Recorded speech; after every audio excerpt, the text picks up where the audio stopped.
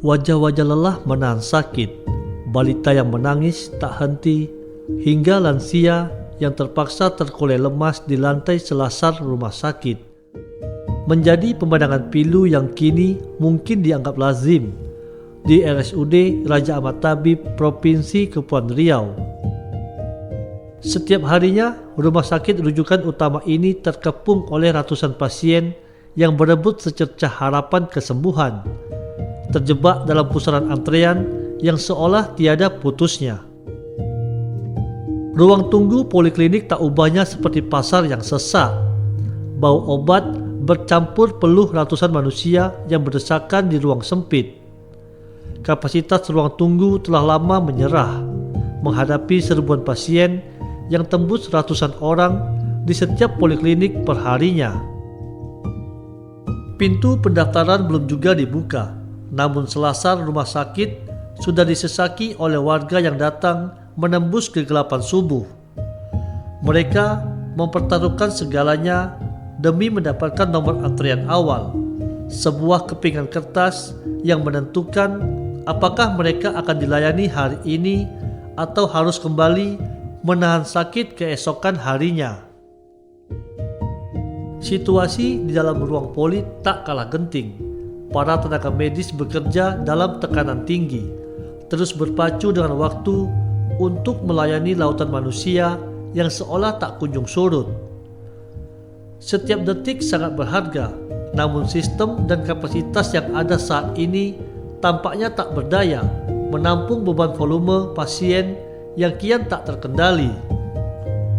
Krisis antrian di RSUD Raja Ahmad Tabib bukan sekedar persoalan administratif, melainkan menyangkut harkat dan keselamatan nyawa manusia.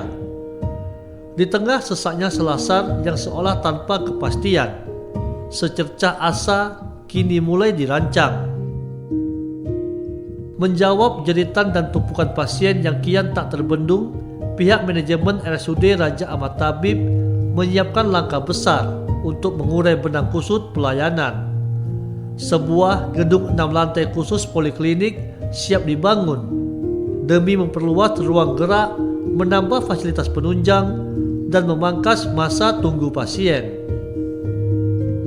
Pembangunan gedung baru ini diharapkan tak sekedar menjadi tumpukan beton dan megahnya arsitektur, melainkan menjadi jawaban nyata untuk mengakhiri drama penantian panjang di selasar rumah sakit, agar tak ada lagi nyawa yang harus lumpuh menanti giliran untuk sehat. Sampai kapan derita lansia dan tangis balita harus tertahan di ruang yang kian menyempit? Ketika kapasitas rumah sakit tak lagi sanggup menampung asa, mampukah pilar-pilar gedung baru merobohkan belenggu antrean yang melumpuhkan? Atau akankah keselamatan nyawa tetap menjadi taruhan di setiap fajar yang menyingsing? Saya, Rizpan Badrian, akan mengajak Anda menelusuri lebih dekat perjuangan, rintihan, dan secercah harapan di balik sesaknya selasar RSUD Raja Ahmad Tabib.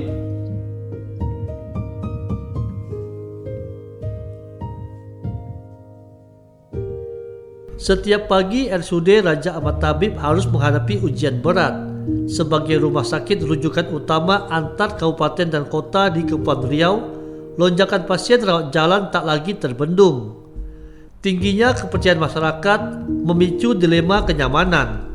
Masalahnya bukan sekedar keterbatasan fisik, ruangan, namun juga adaptasi digital yang belum merata di tengah masyarakat. Direktur Rumah Sakit Umum Daerah Raja Ahmad Tabib Provinsi Kepri, Bambang Utoyo mengungkapkan, kunjungan rawat jalan rata-rata per hari mencapai lebih dari 600 pasien. Bahkan pada hari Senin dan Selasa, angkanya bisa melonjak hingga 700 orang. Padahal kapasitas ruang tunggu hanya untuk 350 orang. Terjadi lonjakan beban ruang hingga 2 kali lipat. Bambang menjelaskan mengenai pendaftaran online lewat aplikasi Simetris dan BPJS. Sistem sebenarnya dirancang untuk memangkas antrean. Namun di lapangan, tidak semua pasien memiliki ponsel pintar atau memahami prosedurnya. Itulah mengapa antrean manual di pagi hari tetap dibuka demi keadilan layanan. Memang saat ini angka kunjungan untuk poliklinik ya, rawat jalan rata-rata setiap harinya di atas 600 ya. Bahkan kalau hari Senin, Selasa itu bisa sampai 700 ya. Nah, sementara kapasitas ruangan kita untuk rawat jalan itu ya, ruangan tunggu itu sekitar 350. Jadi ada lonjakan 2 kali lipat ya angka kunjungan untuk rawat jalan.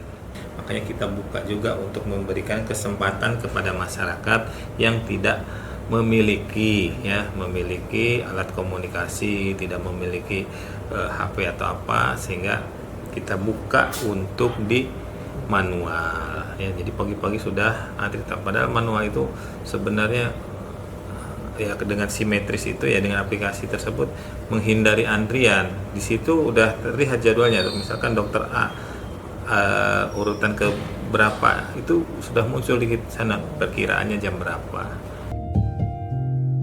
Mengurai benang kusut ini, manajemen RSUD bersama pemerintah daerah meluncurkan rencana besar memisahkan total area rawat jalan melalui pembangunan gedung poliklinik terpadu 6 lantai.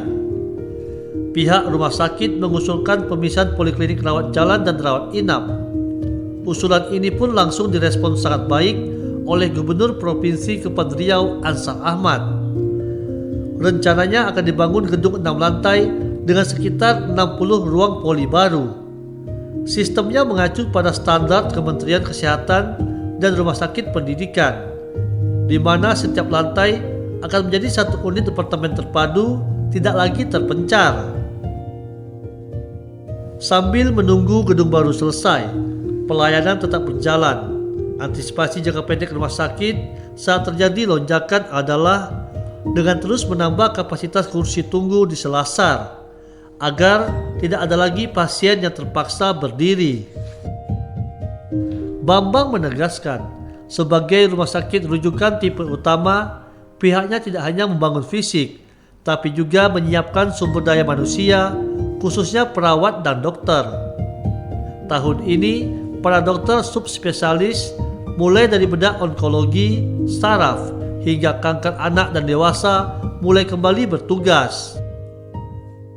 Di satu sisi kita juga butuh kenyamanan ya, butuh kenyamanan dari pasien ataupun keluarganya ya, sehingga kami di sini mengusulkan ya kepada pemerintah daerah untuk membangun atau memisahkan poliklinik rawat jalan dengan rawat inap. Selain fisik ya, kita juga siapkan SDM-nya ya. SDM yang kita siapkan ya tentunya sesuai dengan kebutuhan masyarakat dan sesuai dengan klasifikasi rumah sakit. Kita rumah sakit rujukan tipe utama ya, tentunya kita harus menyiapkan SDM-nya ya. Selain dokter spesialis, kita juga siapkan dokter-dokter subspesialis. Pemerintah Provinsi Kepulauan Riau melalui Dinas Pekerjaan Umum, Penataan Ruang dan Pertanahan bersiap membangun gedung baru berlantai 6 di RSUD Raja Ahmad Tabib.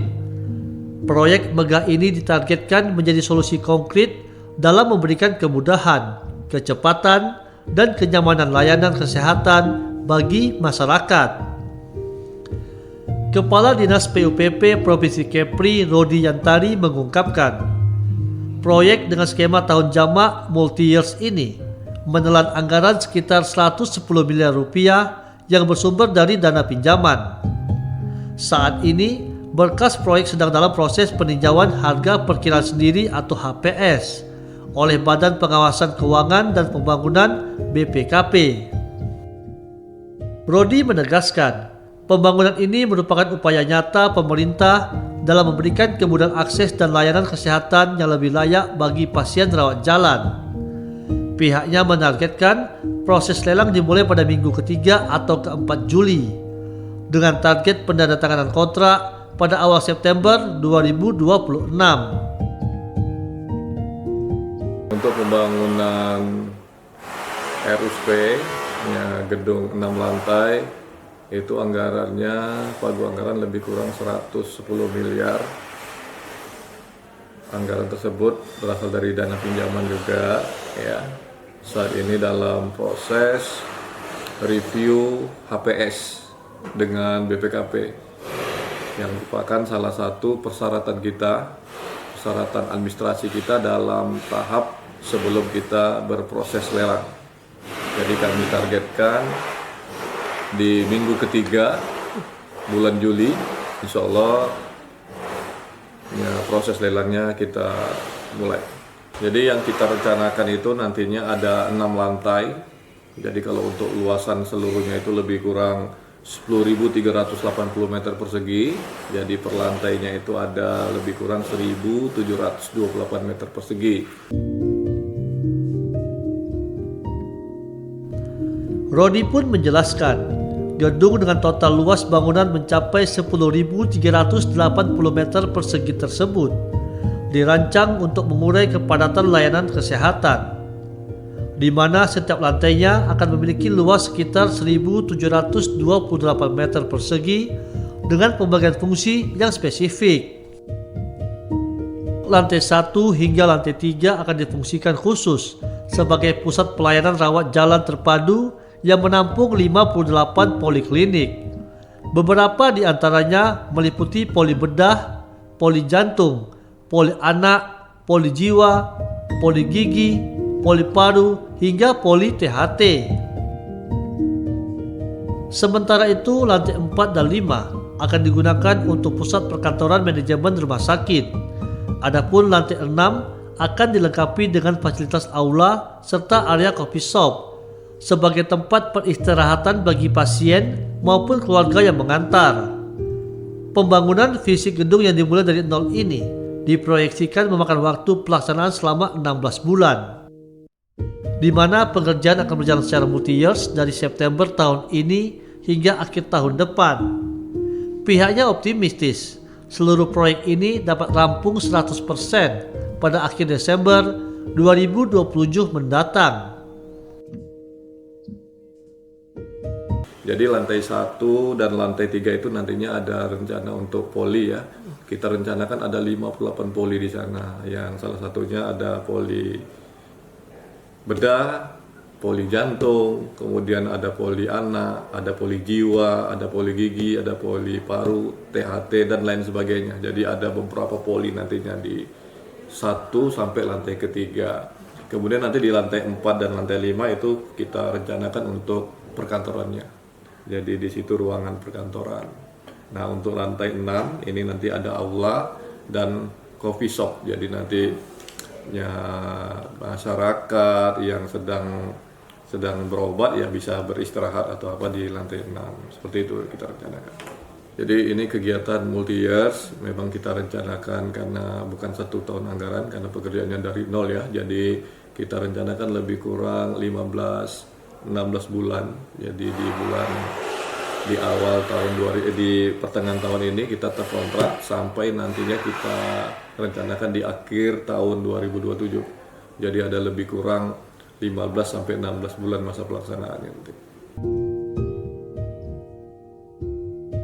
Di balik angka-angka lonjakan kunjungan, ada hak-hak dasar warga negara sebagai konsumen kesehatan yang dipertaruhkan. Ketika vaskes mengalami overkapasitas, kenyamanan dan mutu layanan perlahan mulai terabaikan. Lonjakan antrian pasien di rumah sakit rujukan utama RSUD Raja Ahmad Tabib Provinsi Kepulauan Riau dinilai sebagai dampak nyata dari kegagalan perencanaan jangka panjang serta lemahnya kualitas fasilitas kesehatan vaskes di tingkat kabupaten kota hingga puskesmas. Pakar perilaku birokrasi dan governansi publik Kepulauan Riau, Endri Sanopaka menegaskan, penumpukan pasien rawat jalan hingga melubangi kapasitas ruang tunggu bukan sepenuhnya kesalahan manajemen rumah sakit. Menurutnya, regulasi perlindungan konsumen dan pemenuhan hak dasar pasien atas kenyamanan kini tengah terabaikan akibat kondisi over capacity. Kondisi ini tidak bisa dibiarkan menjadi beban rumah sakit rujukan semata, Pemerintah provinsi dan pemerintah kabupaten kota harus menyikapi ini dengan cepat. Kualitas fasilitas dan kepastian layanan di tingkat puskesmas serta RSUD daerah harus ditingkatkan agar pasien tidak langsung melompat ke vaskes tingkat akhir. Selain masalah daya tampung, Endri menyoroti lemahnya tata kelola alur pasien dan transparansi informasi bagi pasien rujukan, terutama yang menempuh perjalanan jauh dari wilayah kepulauan. Banyak pasien luar daerah terlanjur datang dan kecewa akibat minimnya kepastian jadwal pelayanan dokter spesialis sejak dari vaskes asal. Endri pun menilai langkah pemerintah yang cenderung reaktif menunjukkan adanya mismanagement sistematik. Perencanaan infrastruktur kesehatan dan proyeksi lonjakan pasien seharusnya sudah dipetakan secara akurat 5 hingga 10 tahun sebelumnya, bukan baru direncanakan secara aksidental saat krisis ini terjadi. Kita tidak bisa menyalahkan masyarakat ya, yang tentu menginginkan sebuah pelayanan kesehatan yang paripurna. Masyarakat menginginkan mereka ketika sakit ingin sembuh ya dengan segera. Nah, harusnya kan tidak di tingkat layanan kesehatan yang lebih tinggi gitu ya, seperti di rumah sakit provinsi yang menjadi tujuan akhir, tapi harusnya di tingkat fasilitas pertama, misalnya di puskesmas, itu mereka harusnya sudah bisa sehat gitu ya. Nah, persoalannya kan sekarang sampai di mana komitmen pemerintah daerah ya untuk sama-sama tadi menyediakan sebuah fasilitas layanan yang memberikan kepastian, yang memberikan kenyamanan, ketenangan kepada masyarakat untuk yakin bahwa mereka bisa sehat di layanan fasilitas kesehatan tingkat pertama itu gitu ya. Nah, jadi bukan hari ini mungkin BPJS sangat membatasi ya. Akhirnya timbul rasa tidak percaya terhadap BPJS yang mungkin konteksnya berbeda dalam artian BPJS bicara soal efisiensi anggarannya gitu ya, bagaimana seminimal mungkin pengeluaran biayanya, tapi masyarakat kan pengen hasil yang maksimal. Nah, kalau itu ingin terjadi, jangan sampai layanan itu mahal di tingkat layanan kesehatan di rumah sakit, maka harusnya di tingkat pusat kesehatan masyarakat, di puskesmas, atau kemudian di klinik, atau kemudian di rumah sakit umum daerah ya, yang di kabupaten kota juga harusnya sudah bisa memberikan jaminan kenyamanan, keyakinan kepada masyarakat bahwa mereka bisa sembuh tanpa harus mereka minta rujukan hanya numpang lewat itu ya, numpang lewat saja di puskesmas ataupun di rumah sakit kabupaten kota karena merasa tidak yakin dengan apa yang diberikan oleh kabupaten kota, sehingga semuanya akhirnya bertumpuk di rumah sakit umum provinsi. Endri juga mengkritik sinkronisasi kebijakan anggaran antara eksekutif dan legislatif. Ia mendesak kepala daerah untuk segera mengeluarkan kebijakan taktis atau diskresi jangka pendek guna mengurai beban psikologis pasien yang mengantri. Di sisi lain, anggota DPRD provinsi maupun kabupaten kota diminta untuk bertanggung jawab dengan merelokasi dana alokasi pokok pikiran mereka untuk memenuhi pelayanan dasar kesehatan masyarakat. Pengawasan terhadap komitmen anggaran kesehatan ini harus dipertajam. Maka diperlukan sebuah political will ya yang baik itu dari kepala daerah yang memang sebagai pengambil keputusan atau kebijakan, yang mau tidak mau kan diikuti kan dari pihak manajemen, dan juga tentunya anggota legislatif yang juga cukup berperan harusnya gitu ya, melakukan kontrol pengawasan terhadap bagaimana pelayanan publik dalam bidang kesehatan ini benar-benar bisa memberikan jaminan kepastian kepada masyarakat gitu. Nah, legislatif kan juga ikut terlibat dalam proses pembahasan anggaran. Nah, harusnya kalaupun mereka punya alokasi anggaran pokok-pokok pikiran, ya mungkin lebih baik diarahkan bagaimana untuk meningkatkan kualitas pelayanan dalam bidang kesehatan. Jadi tidak hanya memikirkan janji-janji politik yang sifatnya individual, tapi harus secara kolektif. Nah, jadi kita tidak bisa hanya menuding pihak eksekutif saja atau pemerintah daerah saja, tapi juga legislatif, DPRD, baik DPRD provinsi maupun DPRD kabupaten kota juga harus mengikhlaskan ya dana alokasi mereka ya dalam bentuk dana pokir itu untuk memang ya lebih mengarah kepada pelayanan dasar dan tidak physically saja gitu, ataupun program-program yang sifatnya habis begitu saja gitu ya, tapi harus diarahkan bagaimana untuk masyarakat kini memang benar-benar terjamin pelayanan dasar dalam bidang kesehatan ini bisa diterima dengan baik. Penyelesaian benang kusut ini kini berada di tangan pemangku kebijakan. Publik berharap pembenahan vaskes tingkat pertama dan penataan regulasi taktis segera terwujud agar hak dasar pasien untuk sembuh dengan nyaman tidak terus dikorbankan.